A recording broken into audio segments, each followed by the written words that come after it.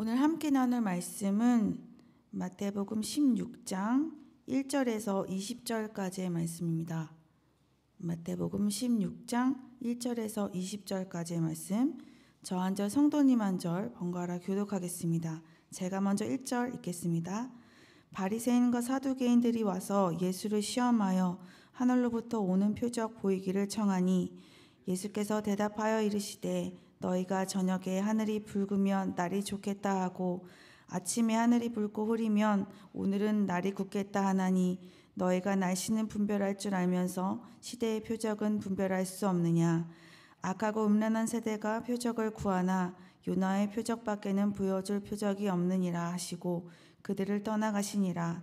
제자들이 건너편으로 갈새 떡 가져가기를 잊었더니 예수께서 이르시되 삼가 바리새인과 사두개인들의 누룩을 주의하라 하시니 제자들이 서로 논의하여 이르되 우리가 떡을 가져오지 아니하였도다 하거늘 예수께서 하시고 이르시되 믿음이 작은 자들아 어찌 떡이 없으므로 서로 논의하느냐. 너희가 아직도 깨닫지 못하느냐. 떡 5개로 5,000명을 먹이고 죽은 것이 몇 바구니며 떡 7개로 4,000명을 먹이고 죽은 것이 몇 강줄이었는지를 기억하지 못하느냐. 어찌 내 말한 것이 떡의 가남이 아닌 줄을 깨닫지 못하느냐. 오직 바리새인과 사두개인들의 누룩을 주의하라 하시니 그제서야 제자들이 떡의 누룩이 아니요 바리새인과 사두개인들의 누룩 교훈을 삼가하라고 말씀하신 줄을 깨달으니라. 예수께서 빌립보 가이사랴 지방에 이르러 제자들에게 물어 이르시되 사람들이 인자를 누구라 하느냐. 이르되 더러는 세례 요한, 더러는 엘리야, 어떤 이는 예레미야나 선지자 중에 하나라 하나이다. 이르시되 너희는 나를 누구라 하느냐. 시몬 베드로가 대답하여 이르되 주는 그리스도시요 살아계신 하나님의 아들이시니이다. 예수께서 대답하여 이르시되 바요나 시몬아 내가 복이 있도다. 이를 내게 알게 한 이는 내 혈육이 아니요 하늘에 계신 내 아버지시니라. 또 내가 내게 이르노니 너는 베드로라. 내가 이 반석 위에 내 교회를 세우리니 음부의 권세가 이기지 못하리라. 내가 천국 열쇠를 네게 주리니 내가 땅에서 무엇이든지 매면 하늘에서도 매일 것이요 내가 땅에서 무엇이든지 풀면 하늘에서도 풀리리라 하시고 이에 제자들에게 경고하사 자기가 그리스도인인 것을 아무에게도 이르지 말라 하시니라. 아멘. 오늘 이 바리새인과 사두개인들이 예수님께로 와서 하늘로부터 오는 표적을 구합니다. 사실 예수님께서는 표적을 계속 일으키고 계셨어요. 수많은 병자를 고쳐주시기도 하셨고 이 말씀을 드리기 바로 전에는 떡 7개와 물고기 2마리로 4,000명을 먹이신 사건도 있었습니다. 예수님께서 일으키신 이 표적을 보고도 이들은 하늘로부터 오는 표적을 구합니다. 하늘로부터 오는 표적이란 하나님으로부터라는 뜻을 담고 있어요. 이들의 이런 요청은 순수하지 않습니다. 이들의 이런 요청은 지금까지 예수님께서 보여주신 그 표적이 하늘로부터 온 것이 아니다, 하나님으로부터 온 것이 아니다라는 그들의 견해를 지금 담고 있는 것입니다. 바리새인과 사두개인의 조합도 순수하지 않습니다. 사두개인은 이 제사장 사독으로부터 유래했을 것이다 이렇게 추측을 하고 있어요. 이들은 그 말로 전해져 온 구전은 인정하지 않고 기록된 토라만을 인정합니다. 옛 자료에 나타나지 않고 그러한 기록되지 않은 그 교리나 종교적인 사상을 전혀 받아들이지 않는 보수적인 입장을 취해요. 그래서 사두개인들은 미래의 부활이나 천사와 같은 영적인 존재를 인정하지 않습니다. 또 이들은 그 사내들인 공회의 대부분의 회원들이었습니다. 그 헤롯 궁이나 로마인 집정관들과 연합해서 정치적인 권력을 소유한 집단이에요. 그러나 백성들에게는 인정을 받지 못합니다. 반면에 백성들은 바리새인의 관점들은 받아들여요. 이들은 사두개인들과는 달리 이 구전과 기록된 토라 모두를 인정합니다. 그래서 사두개인들이 받아들이지 않는 천사의 존재와 부활에 대한 믿음을 가지고 있어요. 정결 예식을 철저하게 준수하는 집단이죠. 바리새인과 사두개인은 모두 이스라엘의 지도계급 공회원이었지만 이 교리에 대해서는 상당한 차이가 있었어요. 그리고 서로 대립하는 관계였기 때문에 이들의 이러한 조합은 좀 어색한 조합이라고 볼 수가 있어요. 이 전통적으로 대립의 관계에 있던 이 그룹이 함께 연합한 이유는 무엇이었을까요? 딱 하나밖에 없습니다. 예수님을 대적하고 반대하는 것에는 이들이 한 마음을 가지고 연합을 했어요. 이들이 이렇게까지 한 이유는 예수님의 존재와 예수님의 가르침과 예수님께서 보여주신 그 표적의 모든 방향성이 자신의 그 집단의 지위와 안력을 잠정적으로 위협하는 것이었기 때문에 이들이 이렇게 연합을 했어요. 예수님께서는 그들의 그런 이유로 연합한 것을 알고 계셨습니다. 이들은 아침 저녁으로 하늘의 색을 주목하여 살펴보면서 다음에 어떤 날씨가 올지를 분별했어요. 그러나 예수님의 표적을 보고도 다가올 이 메시아 시대의 표적은 분별해내지 못합니다. 사실 이들이 지금 고수하고 있는 전통의 이 근원되는 것, 이 토라와 이 선지자의 글은 지금 하나를 이야기하고 있어요. 다시 오실 메시아에 대한 이야기를 지금 하고 있는데요. 정작 그들 앞에 참 메시아이신 예수님이 계셨음에도 불구하고 이들은 예수님을 알아보지 못해요. 이런 이들에게 예수님께서는 악하고 음란한 세대라고 말씀을 하세요. 그들이 표적을 구하지만 요나의 표적밖에는 보여줄 것이 없다. 이러한 상황은 마태복음 12장 38절 39절에도 등장합니다. 38절과 39절 제가 읽어드리겠습니다. 그때 서기관과 바리새인 중 몇 사람이 말하되 선생님이여 우리에게 표적 주시기를 보여주시기를 원하나이다. 예수께서 대답하여 이르시되 악하고 음란한 세대가 표적을 구하나 선지자 요나의 표적밖에는 보일 표적이 없느니라. 그리고 40절과 41절에서 그것에 대한 설명을 하십니다. 요나가 밤낮 사흘 동안 큰 물고기 뱃속에 있었던 것 같이 인자도 밤낮 사흘 동안 땅속에 있으리라. 심판 때에 니느웨 사람들이 일어나 이 세대 사람들을 정죄하리니 이는 그들이 요나의 전도를 듣고 회개하였음이거니와 요나보다 더 큰 이가 여기 있으며. 예수님께서 3일 동안 밤낮으로 이 땅에 계셨다라는 말씀은 십자가에 돌아가셨다가 3일 만에 부활하신 것을 말씀하신 것인데요. 예수님의 십자가의 죽으심과 부활이야말로 예수님께서 하늘로부터 내려온 표적 자체이심을 증명하고 보여주는 것이죠. 요나는 사실 3일 동안 니느웨를 돌아다녔어야 했어요. 그러나 하루만 돌아다니면서 하나님의 심판을 니느웨 사람들에게 말합니다. 그럼에도 불구하고 니느웨 사람들은 요나의 그 심판 메시지를 듣고 자신의 죄를 자복하여 하나님 앞에 회개하여서 구원을 얻어요. 지금 요나보다 더 큰 예수님께서 오셔서 직접 표적이신 예수님께서 오셔서 표적을 보여주시고 가르쳐주시고 직접 보여주고 계심에도 불구하고 이들은 예수님을 믿지 않습니다. 이렇게 예수님을 믿지 않은 이들에게 심판의 날에 그들에게 정죄함이 있게 될 것이다 라고 말씀하고 계시는 거예요. 그리고 예수님께서 이들에게 악하고 음란한 세대라고 말씀하고 계시죠. 이 악함은 삶 속에 사랑과 겸손이 나타나지 않은 이 교만함과 이 무정함에 대한 지적하는 말씀이시고, 음란하다 이 말은 원래 하나님께서 이스라엘 백성들이 하나님과 다른 신을 함께 섬길 때 표현하셨던 단어입니다. 이들이 하나님을 섬긴다고는 주장하지만 정작 그들의 교리나 그것을 지키는 삶은 하나님을 섬기는 것과는 거리가 있으며 심지어는 하나님께서 보내신 예수님을 알아보지도 못하는 상황에 대해서 지금 말씀하고 계신 거예요. 예수님께서는 이런 말씀을 다 하신 후 더 이상 바리새인과 사두개인들과 대화를 나누지 않으십니다. 그곳을 떠나세요.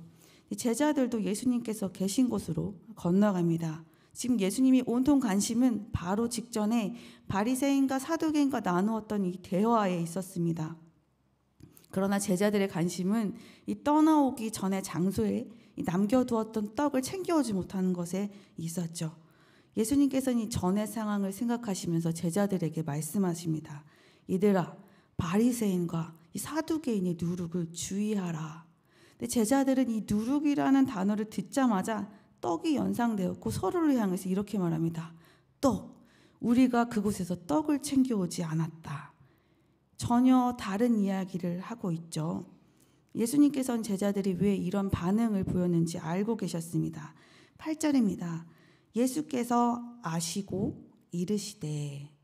이들은 왜 이런 반응을 보인 것일까요? 예수님께서 말씀하십니다. 믿음이 작은 자들아 어찌 떡이 없음을 서로 논의하느냐. 너희가 아직도 깨닫지 못하느냐.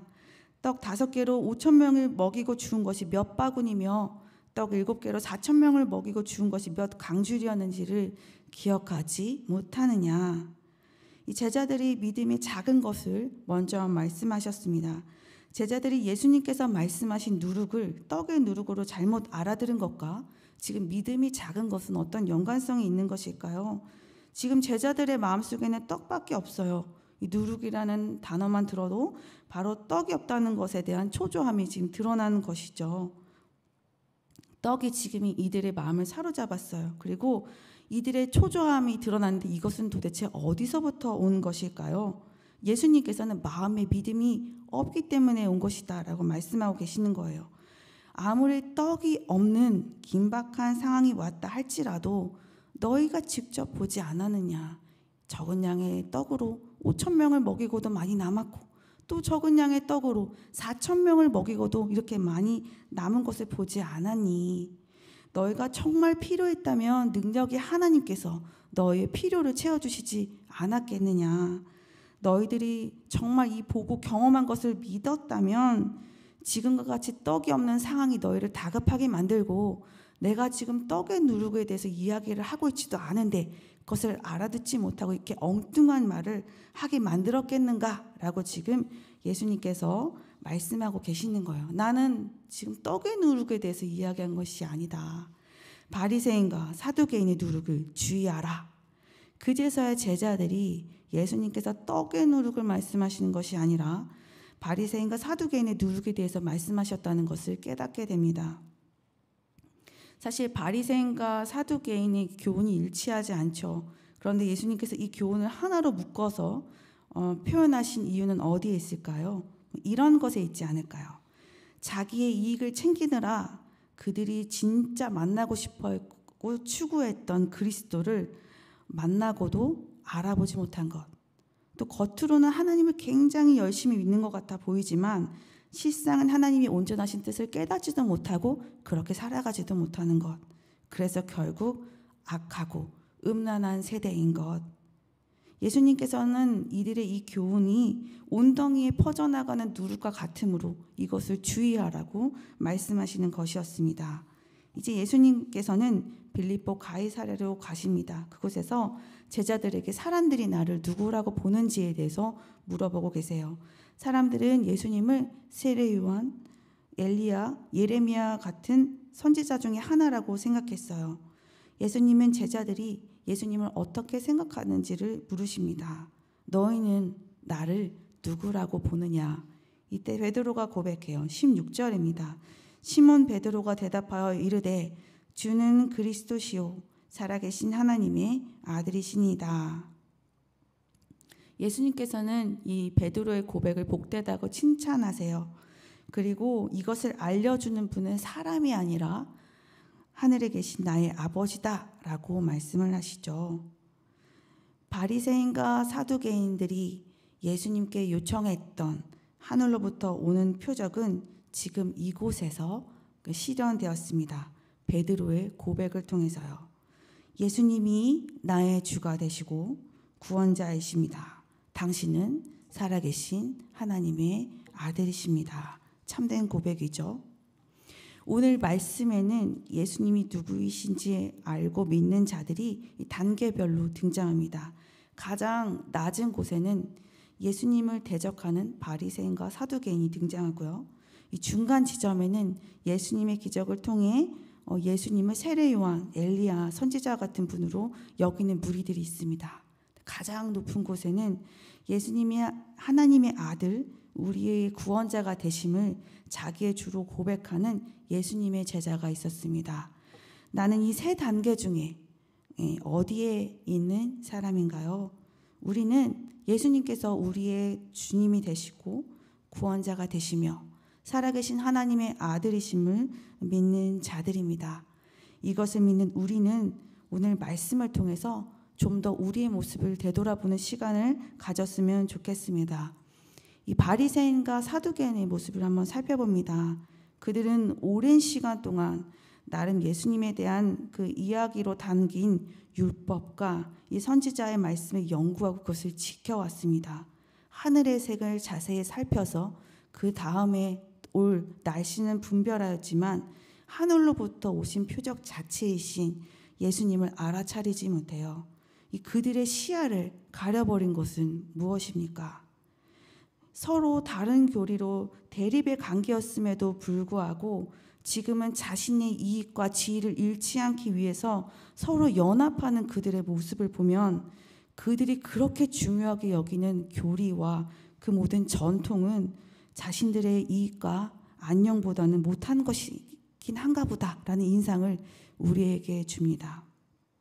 우리는 바리새인과 사두개인이 아니지만 이들처럼 예수님을 바라보지 못하게 하는 것이 있는지 한번 점검해 볼 필요가 있습니다. 작은 것 같아도 누룩과 같이 온덩이에 퍼져서 예수님을 제대로 바라보지 못하게 만들 수도 있기 때문입니다. 또 제자들의 모습을 생각해 봅니다. 그들의 마음을 가득 채웠던 것은 이전 장소에서 챙겨오지 못한 떡이었습니다. 앞으로 가게 될 장소에서는 좀 구하기 힘들었기 때문에 이들의 마음이 좀 안타까웠던 것이었죠. 안타까움, 아쉬움, 이 초조함이 그들의 마음을 가득 채웠어요. 그래서 예수님께서 지금 말씀하시는 그것도 깨닫지 못합니다. 누구보다도 예수님과 더 가까이 있었고 예수님의 말씀을 잘 들었고 하신 일이 눈에 잘 보인 그들에게, 예수님을 많이 경험한 그들에게 이러한 일이 일어난 까닭은 그들의 믿음이 작았기 때문이다 라고 예수님께서 말씀하고 계세요. 믿음이 작은 자들아, 이 모든 것을 너희가 경험하고도 깨닫지 못하느냐, 어찌 기억하지 못하느냐라고 말씀하고 계시죠. 이 알고 있던 것, 그리고 경험이 깨달음으로 다가오고 기억함으로 다시 우리에게 원동력이 되고 힘이 되게 하려면 믿음이 필요하다는 것을 우리에게 말씀하고 계십니다. 그동안 베풀어 주신 은혜를 경험하기도 하고 어떤 때는 구원의 감격으로 가득 차 있었던 마음이기도 하지만 세속과 현실에 대한 무게와 지나친 염려 때문에 이전의 모든 것을 잊고 혹시 힘들게 살아가고 계시나요? 이전에 나에게 은혜를 베풀어 주셨던 하나님께서 오늘 만나는 어려움과 답답한 미래도 책임져 주실 것을 믿고 용감하게 나아가는 우리가 되었으면 좋겠습니다. 유아유치부 친구들에게 말씀을 전하다 보면 굉장히 단순한 한마디로 오늘의 말씀을 정리해야 할 때가 있어요. 성경 말씀에서 하나님께서 하신 일, 예수님께서 하신 일을 굉장히 실감나게 설명한 후에 친구들에게 물어봅니다. 오늘 말씀을 통해서 알게 된 하나님, 어떤 하나님입니까? 오늘 말씀을 통해서 우리 친구들이 느낀 예수님, 어떤 예수님인 것 같아요? 굉장히 단순한 결론 하나가 나와요. 나의 하나님은 높으신 하나님입니다. 나의 하나님은 위대하신 능력의 하나님입니다. 하나님은 나를 사랑하세요. 이런 이 간단한 결론, 몇 단어 안 되는 이 결론이 나오지만 이 단어에 담겨져 있는 이 내용은 절대로 평범한 이야기가 아닙니다. 어떤 날은 말씀을 이렇게 결론을 내면서 피식 웃기도 합니다. 이렇게 위대한 이 말씀을 전하는데 왜 나는 능력의 하나님을 생활 속에서 경험하지 못할까? 능력의 하나님이 나와 함께 하시는데 왜 지금 내 마음은 힘들고 항상 걱정으로 가득 차 있을까? 믿음 때문이 아니겠습니까? 오늘 우리도 이 믿음으로 예수님을 진짜 만나는 하루가 되기를 원합니다. 내 눈을 가리는 것이 있다면 그것을 모두 제거하여 온전하신 예수 그리스도를 바라보게 하시고, 모든 것을 경험하고도 아직 제자리에 머물러 있는 내 모습이 있다면 이 모든 누룩과 같은 것들을 제거하여서 예수님을 온전하게 믿고 나아가는 우리가 되게 해달라고 간구하시는 오늘 하루가 되시기를 진심으로 소망합니다. 함께 기도하시겠습니다. 사랑이 많으신 하나님, 은혜 주심을 감사합니다. 주님의 말씀이 우리의 삶이 되게 하여 주시옵소서. 아직 우리의 마음이 주의 말씀을 담을 만한 그릇이 되지 못한다 하여도 믿음으로 주님께 나가기를 원합니다. 보여주신 일들과 나에게 가르치신 모든 말씀들이 믿음으로 나의 삶에 나타나고 그것을 경험하게 하여 주시옵소서. 믿음으로 깨닫고 기억하여 주의 말씀이 나타나신 그 구원이 나의 삶 가운데도 일어나게 하여 주시옵소서.